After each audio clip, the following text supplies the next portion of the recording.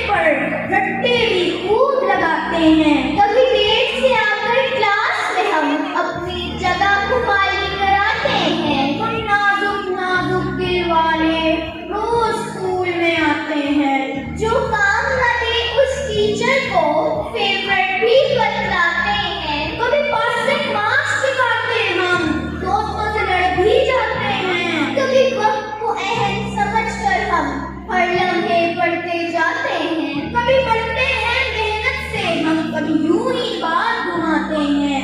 कभी school there से आने पर हमने नए बहाने सुनाते हैं। कभी टीचर की बातों पर हम थोड़ा सा मुस्कुराते हैं। हम नाजुक नाजुक दिल वाले रोज स्कूल को आते हैं। वाह।